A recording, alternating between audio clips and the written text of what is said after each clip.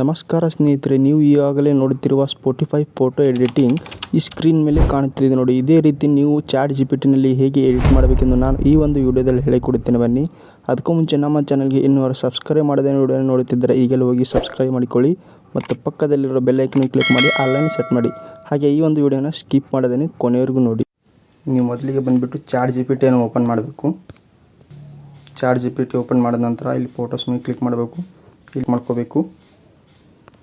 ಯಾವುದಾದ್ರೂ ಒಂದು ಫೋಟೋಸನ್ನು ನೀವು ಸೆಲೆಕ್ಟ್ ಮಾಡ್ಕೋಬೇಕು. ಇವಾಗ ನಾವೊಂದು ಫೋಟೋ ಸೆಲೆಕ್ಟ್ ಮಾಡಿದ್ದೀನಿ. ಇವಾಗ ಡನ್ ಮಾಡುತ್ತೀನಿ. ಹಾಗೆ ಇಲ್ಲಿ ನಾವೊಂದು ಪ್ರಾಂಪ್ಟ್ ಇದೆ, ಆ ಪ್ರಾಂಪ್ಟನ್ನು ಪೇಸ್ಟ್ ಮಾಡುತ್ತೀನಿ.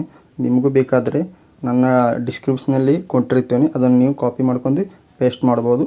ಹಾಗೆ ಸ್ವಲ್ಪ ನೆಟ್ವರ್ಕ್ ಇಶ್ಯೂ ಇದೆ, ಅದಕ್ಕಾಗಿ ಬರುತ್ತಿಲ್ಲ.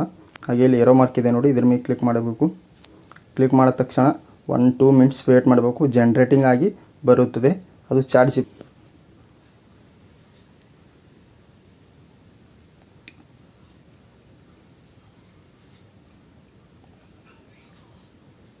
ಫ್ಯೂ ಮಿನಿಟ್ ವೇಟ್ ಮಾಡಬೇಕು. ಸರಿಯಾಗಿ ಜನ್ರೇಟಿಂಗ್ ಆಗಿ ಬರುತ್ತದೆ.